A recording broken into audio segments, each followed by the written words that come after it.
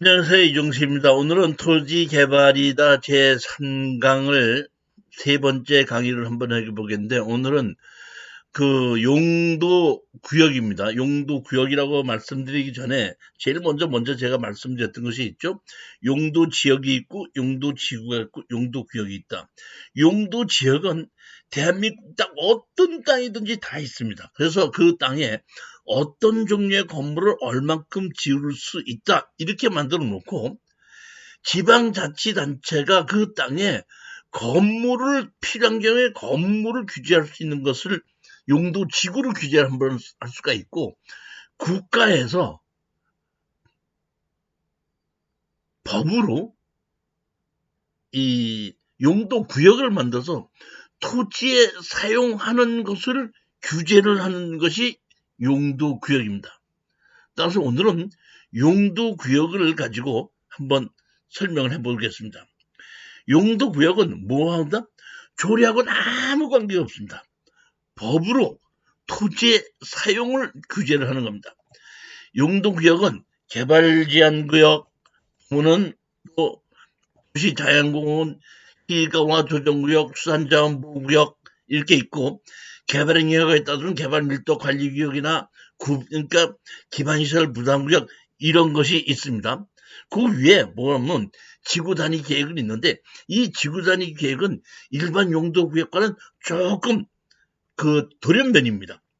지구 단위 계획은 개발을 할 때에 규제를 하는데 못 짓게 하는 것이 아니라 기반 시설을 다 집어넣어서 하라는 그런 것이고, 일반 구역은 법으로 토지의 사용을 규제하기 위해서 만들어진 겁니다. 제일 먼저 보면 국토의 계획과 이용에 관한 법률을 보시게끔 되면, 여기 보면 개발제한구역의 지정 있고, 도시자연공원구역의 지정, 그 다음에 시가와 조정구역의 지정, 수산자원보호구역의 지정, 이런 것이 이렇게 국토의 계획과 이용에 관한 법률에 의해서 나와져 있습니다. 제일 먼저 개발제한구역부터 먼저 말씀드리겠습니다. 개발제한구역은 처음에 박정희 대통령께서 제가 알고 있기로는 그 독일에를 갔다 오셔서 개발제한구역이라는 걸 지정하고, 그 개발제한구역은 건물을 무조건 못 짓게를 한 것이고, 예전에는 국토의 계획과 이용에 관한 법률이 아니라 도시계획법이 있었기 때문에 도시계획법에 이제 건설부 장관이나 국방부 장관은 개발제한구역을 지정할 수 있다, 이렇게 해갖고 그 개발제한구역을 지정을 하게끔 되면 개발을 못하게끔, 그러니까 토지의 사용을 규제를 하는 겁니다.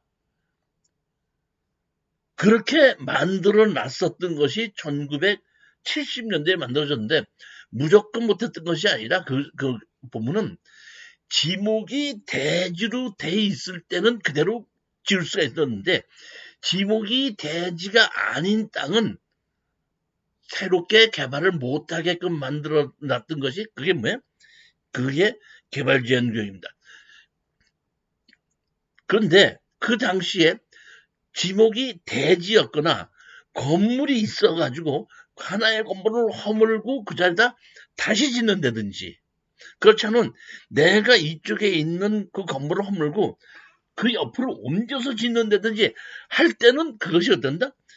개발제한구역도 인정을 했었던 것이 없고, 그 다음에 내가 어떤 땅에 집을 지어서 살고 있었는데 수용을 하는 거죠. 도로를 넓힌다든가 이렇게 해서 수용을 당하게끔 됐을 때에, 내가 허물어졌을 때에 새로 지을 수 있는 요것만 이주권으로 해서 지을 수 있었고, 그 외에는 건물을 지을 수가 없었습니다.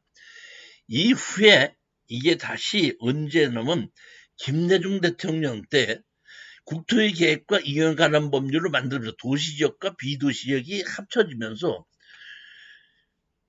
개발제한구역에 관한 특별법을 만들어서, 개발제한구역 특별법을 만들어서 그때 농사를 짓는 사람도 어떤다? 일부 집을, 개발제한구역에 집을 지을 수 있게끔 풀어놓는다. 개발제한구역은 뭐냐면 도시지역에 도시의 무분별한 확장을 규제하게 만들었기 때문에 비도시 지역에는 개발 제한구역이 없습니다. 반드시 어디만 있다? 도시 지역에만 있습니다. 그러니까 제가 알고 있기로는 녹지 지역인 경우에가 거의 8, 90%, 그러니까 개발 제한구역의 한 8, 90%가 녹지 지역에 있습니다.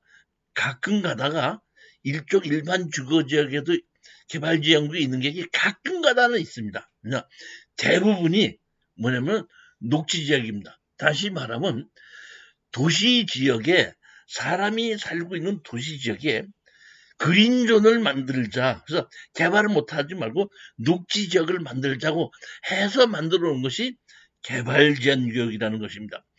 그랬는데 이것이 이 김대중 정부 때에 다시 개발 제한 구역은 특별법이 만들어지면서 농사를 짓는 거에 대한 것을 좀 못한다?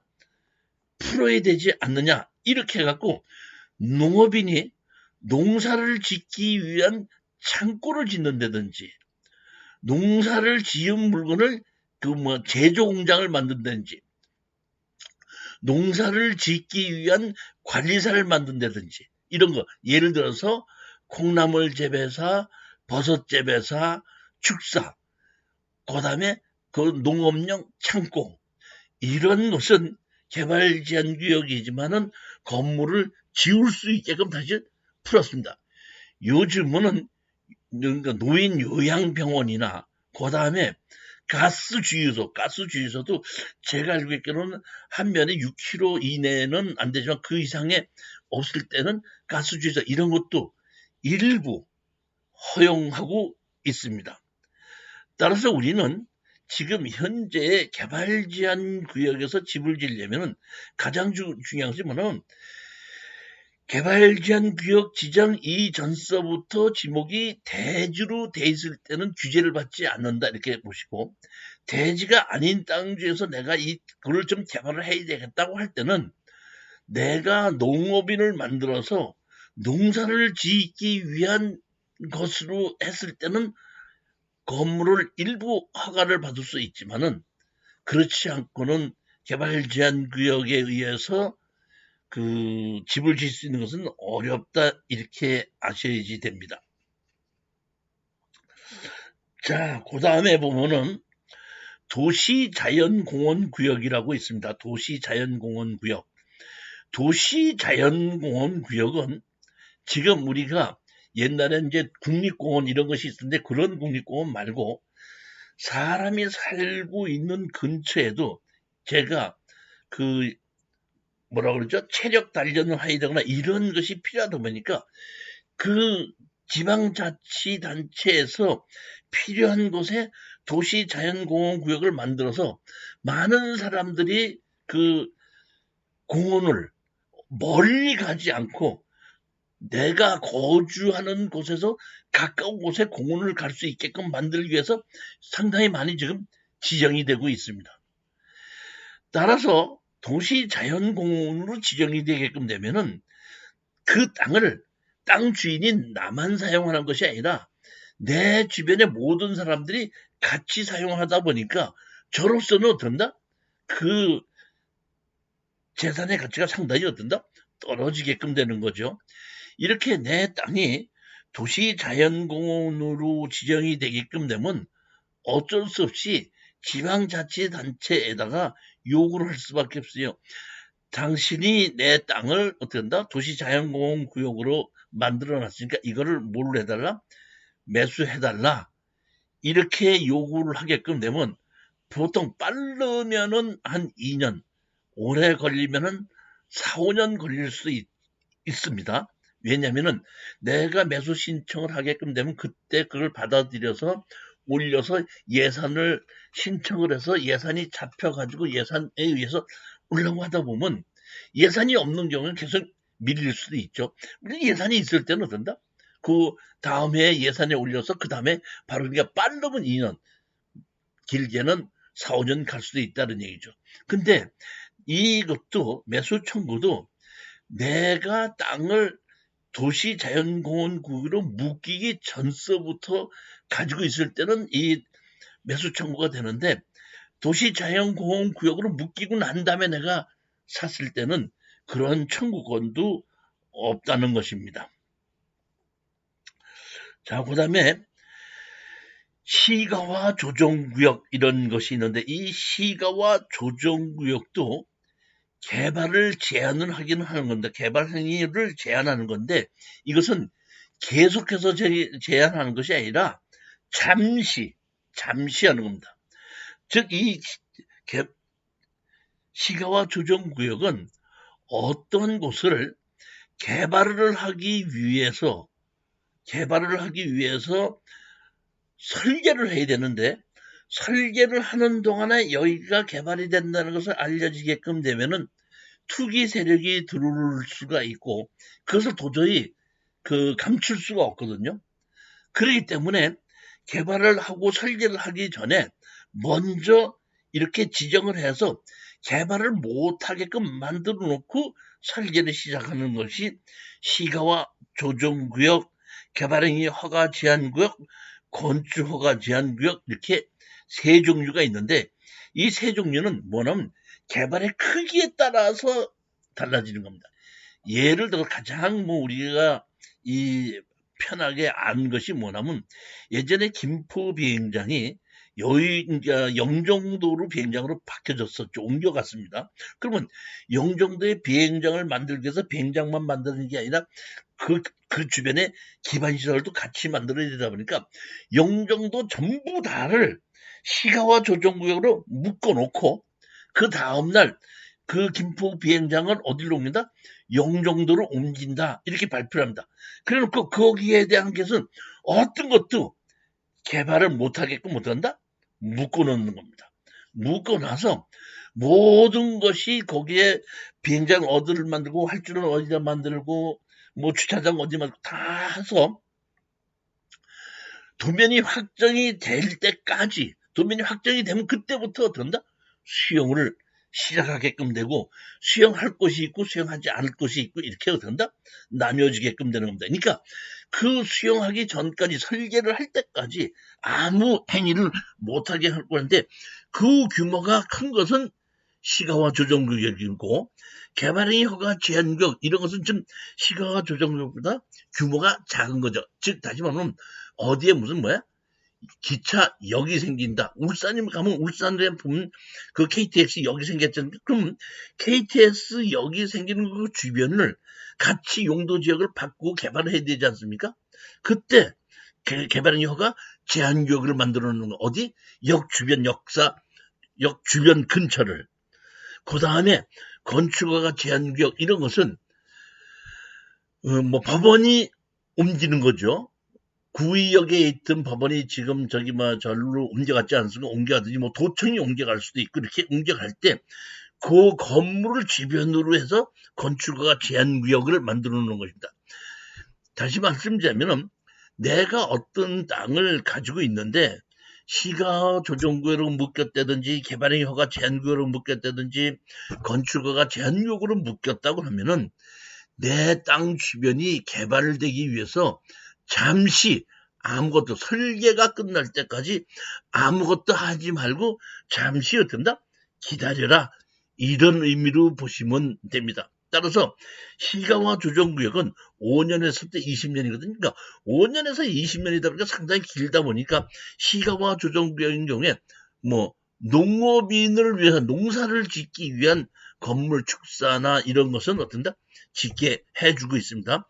그리고 개발행위 허가 제한구역은 3년에서부터 5년 사이, 건축허가 제한구역은 2년에서부터 3년 사이만 규제라고 설계가 끝나면 다시 어떤다? 풀린다. 이렇게 아시면 됩니다. 네 번째 수산자원보호구역입니다. 수산자원보호구역은 이제 해변가로 이렇게 있겠죠. 쭉 보면 수산자원보호구역인데 수산자원보호구역이라고 하더라도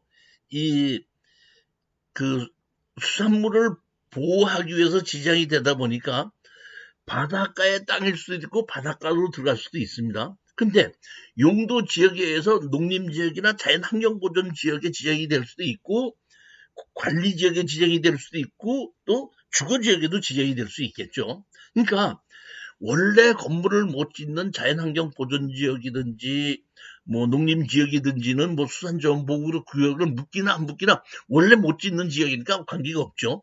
근데 관리지역이나 주거지역인 경우에 집을 지을 수가 있는데 수산자원보호구역 때문에 못 짓는다 이런 것이 아닙니다. 그대로 지을 수는 있습니다. 지을 수는 있는데 다만 규모를 줄여서 지어라. 건폐율은 40% 이하고 용적률을 80% 이하로 짓게끔 만든다 이런 의미입니다. 그 정도. 그러니까 사실은 보면 수산자원보호구역으로 묶였는데 내가 2종 일반 주거지역이 딱 쓰면 억울한 면이 많죠. 근데 제가 예를 들어서 관리지역이다. 관리지역, 보존관리. 어차피 건폐율을 40% 이하지 않습니까? 용적률 80%, 이기 때문에 거의 그런 경우에는 별로 그렇게 규제를, 수산자원보호구역으로 규제를 하나 안 하나 큰 문제가 없는 것이죠. 그러니까 수산자원보호구역이라고 해서 건물을 못 짓는 건 아니다 이런 얘기입니다. 용도지역에 의해서 건물을 지을 수 있는 용도지역이 있고 건물을 못 짓는 용도지역이 있는데 건물을 지을 수 있는 용도지역 중에서 수산자원보호구역 지정이 됐을 때는 건폐율 40%, 용적률 80%까지만 지을 수 있다 이렇게 하시면 됩니다.